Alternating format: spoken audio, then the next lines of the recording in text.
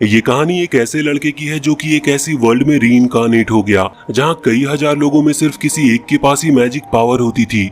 हालांकि वेल एक ऐसी फैमिली में पैदा हुआ था जिनके पास बिल्कुल पैसा नहीं है।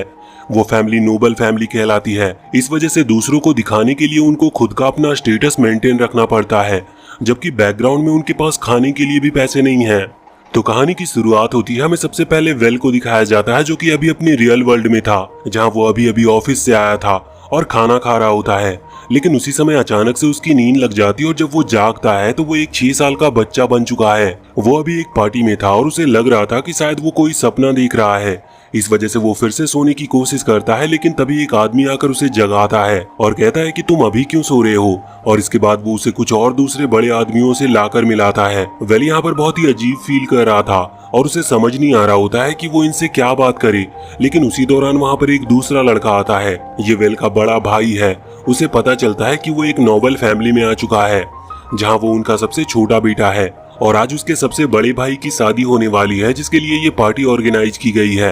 ये जानने के बाद वेल अभी बहुत ही ज्यादा खुश था कि अब वो अपनी पूरी लाइफ एक नोबल फैमिली में गुजारेगा, क्योंकि उसे हमेशा से ऐसी ही लाइफ चाहिए थी। लेकिन अगले ही दिन उसे पता चलता है कि वो लोग बहुत ही ज्यादा गरीब हैं और इस चीज की कंफर्मेशन करने के लिए वो अपने भाई से पूछता है। उसका भाई बताता है कि वो बहुत ज्यादा गरीब है और उस पार्टी के लिए भी वो कई सालों से पैसा जमा करते आ रहे थे। वेल ये सुनने के बाद बहुत ही ज्यादा हैरान था। बाद में उसे पता चलता है कि वो इस फैमिली का दूसरा बेटा नहीं बल्कि 8वां बेटा है। इसका मतलब उसके 7 और बड़े भाई है। अब उसे कुछ ही टाइम हुआ था इस फैमिली में आए हुए, तभी उसे पता चलता है कि उसके 2 भाई उनकी फैमिली को छोड़कर जा रहे हैं। वेल उनसे इसकी वजह पूछता है तो वो कहते हैं कि उन्हें इंडिपेंडेंट होना पड़ेगा। वो इस तरह से यहाँ पर रहकर खुद का और बाकियों का ख्याल नहीं रख सकते, इसीलिए वो काम ढूंढने के लिए जा रहे हैं। वो ये भी कहते हैं कि वेल को भी बड़े होकर ऐसा ही करना होगा। ये सुनकर वेल थोड़ा सा शॉक था और सोचने लगा था कि उसे कुछ ऐसा करना होगा जिससे कि बड़े होकर उसे काम करना ना पड़े, फिर वो काम करे भी तो अपने मन का। वैसे अब वो चीज ढूंढने लगा था जिसमें उसका इंटरेस्ट हो। अब एक दिन अचानक से उसे एक क्रिस्टल बॉल मिलती है जहां पर एक पेपर रखा हुआ था। उसमें इंस्ट्रक्शंस थे कि इस क्रिस्टल बॉल का इस्तेमाल किस तरह से किया जाता है, और साथ ही इसे पढ़ने के बाद वेल को पता चलता है कि इस दुनिया में लोगों के पास मैजिक पावर्स भी होती है, लेकिन 1000 लोगों में करीबन एक का ही चांस रहता है कि उसके पास कोई पावर हो। वेल कोशिश करता है लेकिन इससे कोई फर्क नहीं पड़ता। उसने बहुत ही जल्द गिव अप कर दिया था और जाने लगा था। लेकिन उसी दौरान वो क्रिस्टल बॉल ग्लो करने लगती है, जिससे वेल को पता चलता है कि वो एक विजार्ड है। इसका मतलब वो मैजिक का यूज कर सकता था। अब उसे जल्द से जल्द एक टीचर की जरूरत थी जिससे अब वो अपने मैजिक को इम्प्रूव कर पाए। वैसे देखा जाए तो एक टीचर ढूंढना बहुत महंगा काम है। इसी वजह से वो अभी कुछ ऐसी किताबें ढूंढ रहा था जो उसे फ्री में मिल सके और उनमें उसे मैजिक के बारे में कुछ नॉलेज मिल पाए। हालांकि जब वो अपने फादर से किताबों के बारे में पूछता है तो उसे पता चलता है कि उसके फादर तो अनपढ़ हैं और उन्हें कुछ भी पढ़ना लिखना नहीं आता। अब वेल के पास कोई और चारा नहीं था। वो अपनी किस्मत को आजमाने के लिए वहीं पास के जंगल में चला आता है और एक लकड़ी उठाकर जोर जोर से चिल्लाते हुए मैजिक का यूज करना शुरू कर देता है। लेकिन इससे कोई फायदा नहीं होता। पर इतने में ही वहाँ पर एक अजीब सा आदमी आ गया था, जिसे देखकर वेल बहुत ही डर जाता है और अपनी छड़ी सामने दिखाते हुए उसे भागने को कहता है। पर अब वो आदमी जाता नहीं। वो उसकी छड़ी लेकर वहाँ से दूर फेंक देता है और इसके बाद वो अपना नाम एल्फ्रेड बताता है और कहता है कि वो एक मैजिशियन है और उसने वेल के मैजिक को महसूस कर लिया है। वैसे हम देखते हैं कि उसने अभी जो छड़ी फेंकी थी वो जाकर एक छोटे से पत्थर से टकराती है और वो छोटा पत्थर कुछ बड़े पत्थरों से टकराकर एक बड़े से पत्थर को वहां नीचे एक जंगली सुअर के ऊपर गिरा देता है, जिससे उस सुअर को गुस्सा आ गया था और वो तुरंत ही वहां से भागते हुए इनके ऊपर हमला करता है। अभी वेल बहुत ही ज्यादा डर गया था, इस वजह से वो वहां से भागने की कोशिश कर रहा था। लेकिन वो मैजिशियन एल्फ्रेड उसके हाथ को पकड़ता है और अपने मैजिक को शेयर करते हुए एक विंड अटैक मैजिक उस जंगली सुअर की तरफ करवाता है, जिससे वो जंगली सुअर पीछे हट गया था। और फिर एल्फ्रेड वेल को कांग्रेचुलेशन कहता है उसकी इस लाइफ के पहले स्पेल को यूज करने के लिए। वैसे अभी वो जंगली सुअर फिर से उनकी तरफ हमला कर रहा था, लेकिन एल्फ्रेड अब अपनी पावर का इस्तेमाल करता है, जिसके बाद उसने बहुत ही तेजी से उसे दूर फेंक दिया था, जिससे वो जंगली सुअर वहीं पर मारा जाता है। वेल तो अभी एल्फ्रेड की पावर को देखकर बहुत ही ज्यादा हैरान था, लेकिन फिर वो उससे कहता है कि उसे डरने की जरूरत नहीं, क्योंकि एल्फ्रेड असल में पास के ही किंगडम का कोर्ट मैजिशियन रह चुका है। कोर्ट मैजिशियन वो होते हैं जो कि किंगडम के मेन मैजिशियन में आते हैं। वैसे इस पोजीशन के लिए बहुत ही ताकतवर होना जरूरी है, लेकिन एल्फ्रेड कह रहा था कि उसे भरोसा है कि वेल इससे भी ज्यादा ताकतवर बन सकता है, जो सुनकर वेल हैरान था। वैसे वो देखता है कि अब एल्फ्रेड वहाँ उस जंगली सुअर को अपनी एक थैली के अंदर भर रहा है और वो उतना बड़ा जंगली सुअर उतनी छोटी सी थैली के अंदर बंद भी गया था। अब इसके बाद एल्फ्रेड यहाँ आकर वेल को पहले चाय देता और बताता है कि वो वेल को मैजिक सिखाना चाहता है। वेल तो ये सुनकर बहुत ही ज्यादा हैरान था। हालांकि वो सोच रहा था कि उसके पास इतने पैसे नहीं हैं, पर एल्फ्रेड कहता है कि उसे पैसे नहीं चाहिए, वो तो सिर्फ अपने लिए एक सक्सेसर ढूंढ रहा है जो कि उसकी इस मैजिक लेगेसी को कंटिन्यू रख पाए। वेल ये सुनकर हैरान था क्योंकि वो तो हमेशा से अपने लिए एक टीचर ही ढूंढना चाहता था। वैसे एल्फ्रेड कहता है कि वो ये बात किसी को ना बताए, क्योंकि अगर लोगों को पता चला कि उसके पास मैजिक पावर है तो इससे प्रॉब्लम क्रिएट हो सकती है। यहाँ तक कि वो वेल से कहता है कि वो अपने फैमिली में भी ये बात किसी को ना बताए। वैसे वेल को ये बात ज्यादा समझ में नहीं आती, लेकिन इसका रीजन उसका बड़ा भाई था जिसकी अभी अभी शादी हुई है। क्योंकि वो सबसे बड़ा बेटा है इसलिए आगे चलकर वही फैमिली का लॉर्ड बनेगा। लेकिन अगर उसकी फैमिली को पता चला कि वेल के पास मैजिक पावर है तो इससे वेल को भी लॉर्ड बनाया जा सकता है। वेल भी ये बात समझ गया था क्योंकि उसे इस चीज से कोई प्रॉब्लम नहीं थी, वो किसी को ये बात नहीं बताएगा। अब अगले दिन से वेल की ट्रेनिंग चालू हो चुकी थी। सबसे पहले एल्फ्रेड उसकी माना यानी कि उसकी एनर्जी कैपेसिटी को चेक करता है तो उसे पता चलता है कि वेल की एनर्जी कैपेसिटी शुरुआत से ही बहुत अच्छी है। एल्फ्रेड भी इस बात से बहुत खुश था कि उसे एक ऐसा स्टूडेंट मिला जिसे सिखाना ज्यादा मुश्किल नहीं होगा। वो वेल को रोज मैजिक की ट्रेनिंग देने लगा था, जिसके बाद वेल बहुत ही जल्दी अपने लेवल को इंक्रीज करते हुए नए नए स्पेल सीख रहा था। एल्फ्रेड ये देखकर हैरान था कि वेल बाकी किसी मैजिशियन की तरह नहीं है, उसे किसी भी स्पेल को सीखने में ज्यादा टाइम नहीं लग रहा था। वैसे इसी दौरान एल्फ्रेड उसके लिए कुछ वेजिटेबल्स भी लाता था जो कि जंगल में बहुत अंदर से मिलती थी। वेल इन वेजिटेबल्स को लेकर अपने फैमिली के पास जाता है। उसकी फैमिली ये देखकर हैरान थी, लेकिन सभी उससे बहुत ही ज्यादा इम्प्रेस थे। हालांकि अभी उसका सबसे बड़ा भाई थोड़ा जेलस फील कर रहा होता है। वैसे एल्फ्रेड ने वेल को बहुत ही कम टाइम में फायर मैजिक और विंड मैजिक सिखा दिया था और अब वाटर मैजिक की बारी थी। वेल इस मैजिक की प्रैक्टिस घर पर भी किया करता था, लेकिन एक दिन वेल नोटिस करता है कि शायद उसका बड़ा भाई उसके ऊपर नजर रखने की कोशिश कर रहा है। इसका रीजन बस यही है क्योंकि वो डरता है कि कहीं आगे चलकर वेल इस फैमिली का लॉर्ड ना बन जाए। लेकिन वेल ने तो अपना मन पहले ही बना लिया है कि वो इस फैमिली का लॉर्ड नहीं बल्कि एक एडवेंचरर बनना चाहता है। वैसे आज वो हिम्मत करके अपने फादर से इस बारे में बात करता है, लेकिन उसके फादर कहते हैं कि उनके पास इतने पैसे नहीं हैं कि वो वेल को किसी एडवेंचरर एकेडमी में भेज सके। अभी वेल को पैसे की भी जरूरत है। वो इस बारे में एल्फ्रेड से बात करता है तो एल्फ्रेड उससे कहता है कि अगर वो पैसे ही कमाना चाहता है तो वो मर्चेंट गिल्ड को ज्वाइन कर सकता है, इससे वो पैसे कमा लेगा। वेल फैसला करता है कि वो ऐसा ही करेगा। वैसे इससे पहले एल्फ्रेड उसे एडवांस मैजिक जैसे कि उड़ना या फिर टेलीपोर्टेशन स्पेल्स टाइप मैजिक सिखा रहा था। अब उसी रात एल्फ्रेड नोटिस करता है कि उसकी बॉडी पर जो कर्स लगा हुआ है वो और ज्यादा तेजी से बढ़ रहा है। इसका मतलब वो जल्द ही मारा जाएगा। इसीलिए वो फैसला करता है कि वो वेल को ये बात बताएगा। हालांकि अगले दिन उसने वेल को पूरा कारण नहीं बताया था, वो सिर्फ इतना कहता है कि अब वो वेल को और कुछ नहीं सिखा सकता, इसीलिए वेल को अब आगे खुद बढ़ना होगा। लेकिन वेल ऐसा चाहता नहीं था। वो रिक्वेस्ट करता है कि एल्फ्रेड आगे भी उसकी स्टडी को कंटिन्यू रखे, लेकिन एल्फ्रेड मना कर रहा था। वेल अभी इस चीज से बहुत उदास था। वैसे रात के टाइम जब वो अपनी फैमिली के साथ बैठकर खाना खा रहा होता है तब उसके फादर जंगल में दिखे एक जॉम्बी के बारे में बात करते हैं। वो बताते हैं कि कुछ लोग बात कर रहे थे कि उन्होंने जंगल में एक ऐसे आदमी को देखा है जिसकी स्किन व्हाइट है और वो बहुत कोल्ड है। वो इंसानों की तरह नहीं है, ऐसा लगता है जैसे वो मारा जा चुका है और वो एक जॉम्बी की तरह है। ये सुनने के बाद वेल को एल्फ्रेड की याद आती है क्योंकि वो भी सेम उसी तरह का है जिस तरह उसके फादर बात कर रहे थे। अब वेल तुरंत ही रात के ही टाइम वहाँ से जंगल की तरफ भागता है। वो किसी तरह से अपने मैजिक से उड़ने की कोशिश कर रहा होता है। हालांकि उसका मैजिक अभी इतना इम्प्रूव नहीं हुआ है, इस वजह से वो गिर जाता है। तभी एल्फ्रेड वहाँ पर आता है। वेल उससे कहता है कि मैंने सुना है कि यहाँ पर जॉम्बी है, इसलिए तुम्हें यहाँ पर रहना नहीं चाहिए, तुम मेरे घर पर छुप सकते हो। और अब वेल उसे ले जाने लगता है, लेकिन एल्फ्रेड कहता है कि जिस जॉम्बी की बात सब लोग कर रहे हैं वो असल में वही है।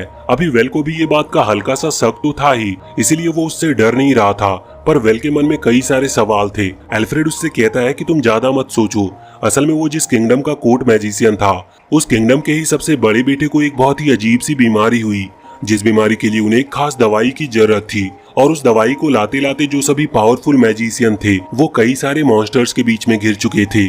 उन मॉन्स्टर को हराना सिर्फ एल्फ्रेड के ही बस की बात थी, क्योंकि वो सबसे पावरफुल मैजिशियन था और इसी वजह से उसने सभी की जान बचाने के लिए खुद की जान गंवा दी। लेकिन एल्फ्रेड को हमेशा से एक रिग्रेट था कि वो मरते मरते अपना सक्सेसर नहीं ढूंढ पाया और इसी वजह से उसकी सोल डिसअपियर नहीं हुई और वो वेल से मिला। एल्फ्रेड कहता है कि उसे अपने लिए एक सक्सेसर चाहिए था जो कि उसे अब मिल चुका है, इसीलिए अब वो जा सकता है। लेकिन जाने से पहले वो वेल के होली मैजिक को देखना चाहता है। वो चाहता था कि वेल अपने होली मैजिक से उसकी सोल को प्यूरिफाई करे। वेल तुरंत अपने होली मैजिक का इस्तेमाल करता है, लेकिन इतनी पावर काफी नहीं थी, इसीलिए वो अपनी पूरी पावर लगा देता और अभी ऐसा करते वक्त वेल को अभी एल्फ्रेड के साथ गुजारे वो सारे सीन्स दिखाई दे रहे थे। वेल यहाँ पर दुखी भी था क्योंकि वो तो अभी एल्फ्रेड से सिर्फ 2 हफ्ते पहले ही मिला है, लेकिन फिर भी वो उसके इतने क्लोज आ गया। अभी जाते हुए एल्फ्रेड कहता है कि तुम्हें अपना बेस्ट देना होगा और पावरफुल बनना होगा। जब एल्फ्रेड चला जाता है तो वेल अपने आंसू पोंछकर खुद ये फैसला करता है कि वो एक बहुत ही अच्छा स्टूडेंट बनेगा। जिसके बाद से वेल ने रेगुलर बहुत ही ज्यादा प्रैक्टिस करना शुरू कर दिया। वो पहले से ज्यादा मेहनत कर रहा था खुद को स्ट्रांग बनाने में और फिर देखते ही देखते साल बीत जाते हैं। वेल अब काफी बड़ा हो चुका था और फाइनली अब वो एडवेंचरर्स एकेडमी में जा सकता था। आज उसका वहां पर पहला दिन था। अभी सारे स्टूडेंट्स एक दूसरे को इंट्रोड्यूस करा रहे थे, जिस दौरान वेल की भी बारी आती है। लेकिन वेल अपनी ट्रेनिंग में इतना खोया हुआ रहता था कि वो लोगों के साथ कम्युनिकेट भी करना नहीं सीख पाया। इस वजह से उसे खुद के बारे में किसी को बताने में भी बहुत प्रॉब्लम हो रही थी। अब जब सभी स्टूडेंट एक दूसरे को इंट्रोड्यूस करा देते हैं तो सब अपनी सीट पर बैठ जाते हैं, जिसके बाद वहाँ पर इंस्ट्रक्टर की एंट्री होती है। वो अपने हाथ में एक पेपर लेकर आए थे और कह रहे थे कि सबसे पहले अब तुम्हें एक पार्टी मतलब कि एक ग्रुप ज्वाइन करना होगा और ये ग्रुप वो खुद ही बनाएंगे। लेकिन वेल यहाँ पर बहुत परेशान था क्योंकि यहाँ पर उसका कोई भी दोस्त नहीं है और कोई भी उससे बात नहीं कर रहा, क्योंकि उसने खुद को अच्छी तरह से किसी को इंट्रोड्यूस भी नहीं कराया था। उसे लग रहा होता है कि शायद सब उसे कमजोर समझते हैं, इसीलिए उससे कोई बात नहीं कर रहा। लेकिन वहीं सभी लोग उसे ओवर एस्टिमेट कर रहे थे क्योंकि वो जानते थे कि वेल ने मैजिक में बहुत ही ज्यादा हाई स्कोर को गैदर किया है। इसी वजह से उसे स्कॉलरशिप मिली थी, इसीलिए उसकी फीस भी नहीं लगी। और बाकी सभी स्टूडेंट सोच रहे होते हैं कि वो बहुत ही ज्यादा पावरफुल है, इसीलिए वो कभी भी उनकी टीम में नहीं आएगा, इसीलिए वो उससे बात ही नहीं कर रहे थे। वैसे इसी बीच हम सुजान और लुइस नाम की 2 लड़कियों को देखते हैं। वो अभी आपस में बात कर रही थी और टीम बना रही थी। उसी दौरान वहां पर एरविन आता और कहता है कि वो उनकी टीम में ज्वाइन होना चाहता है। अभी वो लोग उसे एक्सेप्ट कर लेते हैं। हालांकि वो बात कर रहे थे कि उनकी टीम में पावरफुल मैजिशियन भी होना चाहिए। साथ ही दूसरी भी जो टीम्स थी वो भी इसी बारे में बात कर रही थी और उनकी क्लास में सबसे पावरफुल मैजिशियन वेल ही है। लेकिन फिर भी वो वेल से बात नहीं कर पाते क्योंकि उन्हें डर था कि वेल उन्हें साफ मना ना कर दे। अब जब सभी लोगों ने टीम बना ली थी तो इंस्ट्रक्टर कहते हैं कि मैं जानता हूं कि तुम लोग अब टास्क को पूरा करोगे जिससे कि तुम थोड़े पैसे कमा सको। वैसे सबसे अच्छा टास्क हंटिंग का है क्योंकि उसके लिए तुम्हें सबसे ज्यादा पैसे मिलते हैं। लेकिन तुम में से कोई भी इसमें अकेला नहीं जाएगा क्योंकि ये बहुत खतरनाक भी हो सकता है।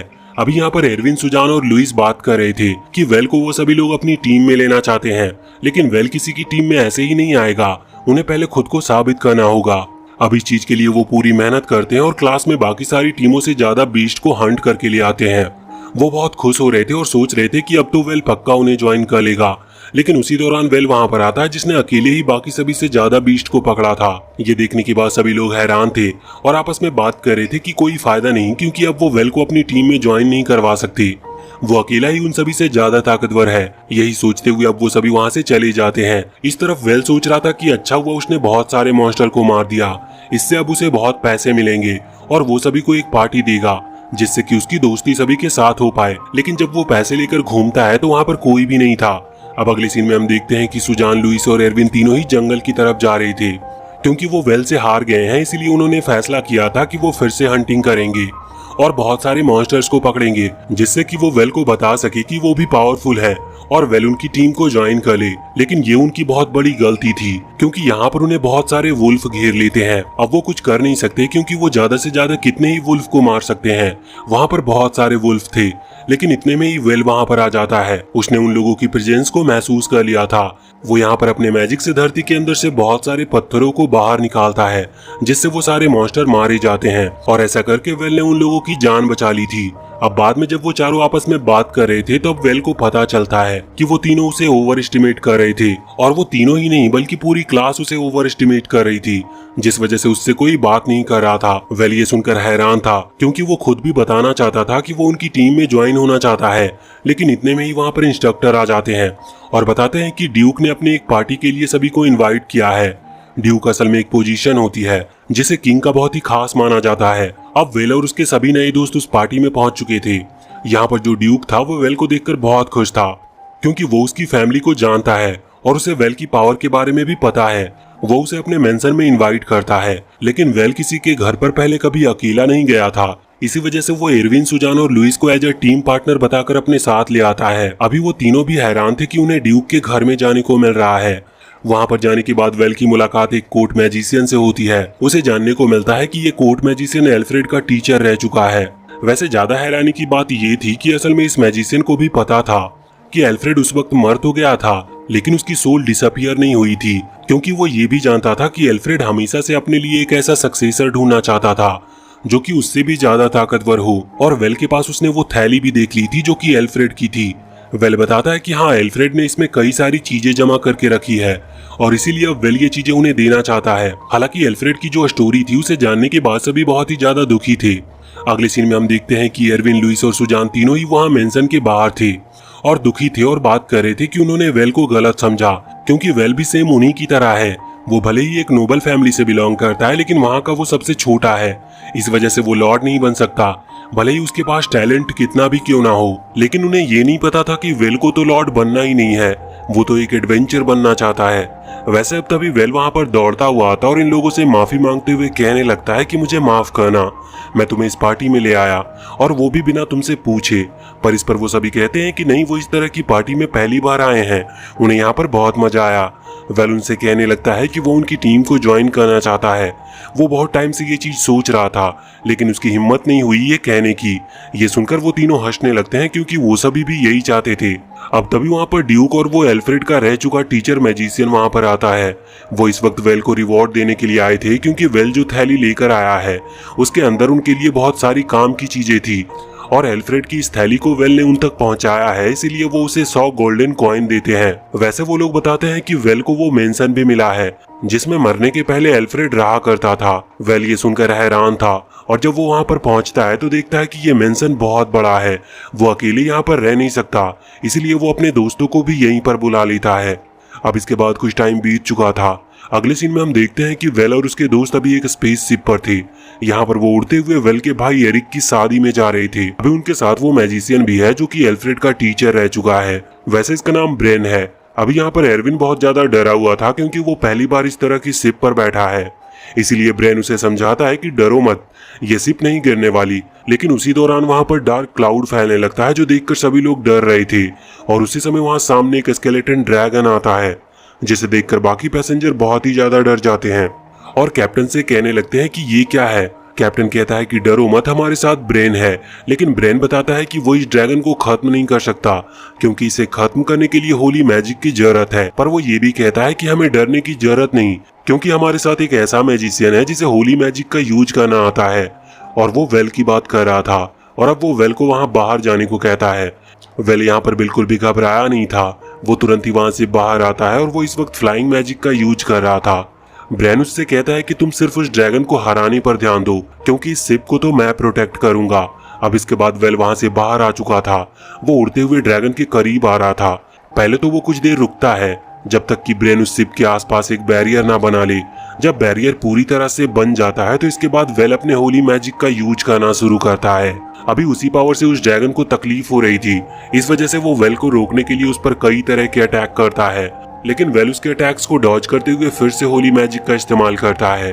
अभी जैसे ही वेल का होली मैजिक उस ड्रैगन के अटैक को रोकते हुए ड्रैगन की बॉडी में फैलता है, तो इससे उसे और भी ज्यादा दर्द होने लगा था और वो ड्रैगन पागल होते हुए वेल पर हमला करना शुरू कर देता है।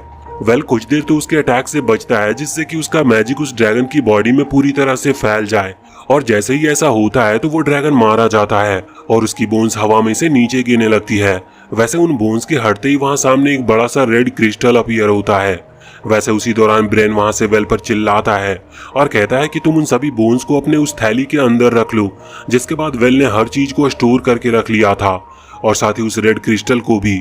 अब यहाँ पर वेल इन सबसे बहुत थक चुका था, इसीलिए वो आराम कर रहा था। लेकिन उसी दौरान वहाँ पर आर्कवेल आता और आर्कवेल असल में ब्रेन का दोस्त है और ये लोग बहुत पहले साथ में एडवेंचर्स पर जाया करते थे।